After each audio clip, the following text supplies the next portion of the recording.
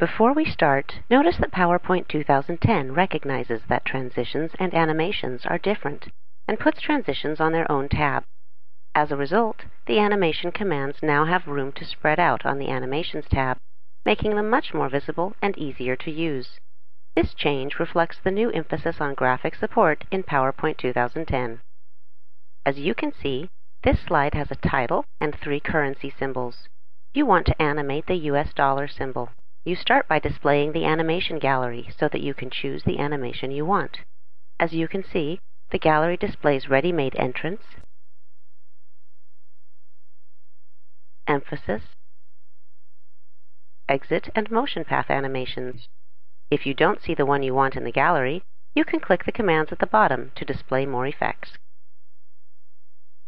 Let's apply the bounce effect.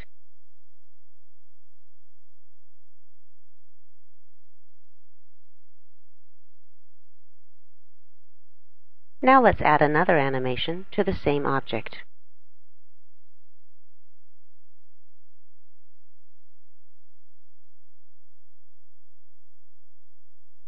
Notice that each animation is identified by a number adjacent to its object. These identifiers appear only when the Animations tab is active. If the Effect Options button becomes active when you click an identifier, you can click the button to access tools for refining that particular animation. In this case, you don't want to change the animation. Suppose you want to apply the same 2 animations to the yen and euro symbols. You'll be glad to know that you don't have to go through the entire process again.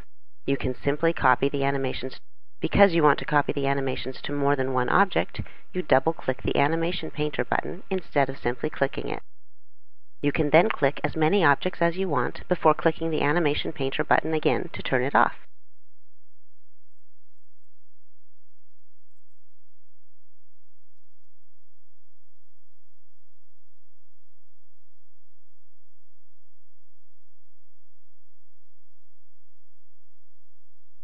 To judge whether this has produced the effect you want, you can preview the entire effect.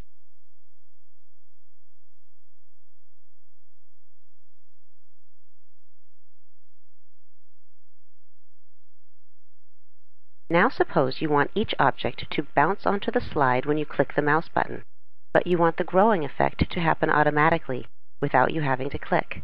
The easiest way to make this refinement is in the Animation pane.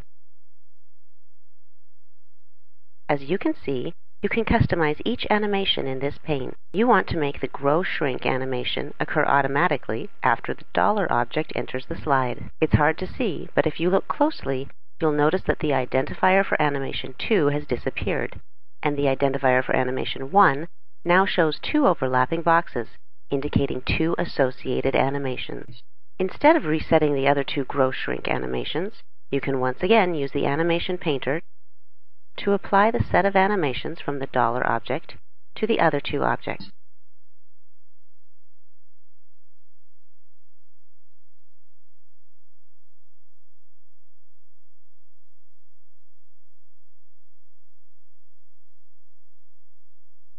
Now suppose that you want to talk about the dollar first, then you want to talk about the euro, and finally you will discuss the yen. You can easily change the order of the animations. Notice that the numbers to the left of the objects now show that the yen will appear after the euro. Let's preview that effect. When you preview animations from the Animation pane, PowerPoint displays a timeline for each animation.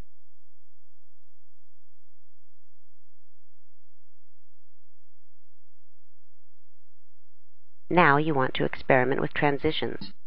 First, let's close the Animation pane and switch to Slide Sorter View.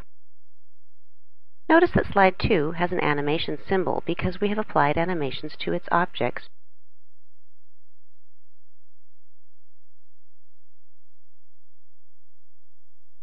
Let's pick a 3D effect and apply it to all the slides. Now you want to preview the transition effect in Reading View, a new PowerPoint 2010 view that shows the presentation as viewers will see it, but without hiding all the navigation tools and access to the notes associated with each slide. Reading View was developed for the PowerPoint web app, but is so useful that it is now also incorporated into the full program.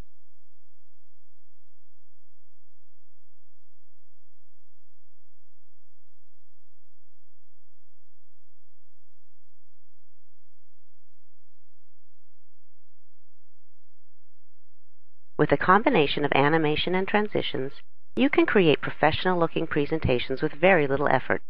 But be careful not to overdo it. Too many effects can be distracting. In this demonstration, you have seen how easy it is to animate objects, as well as how to quickly apply transitions to slides.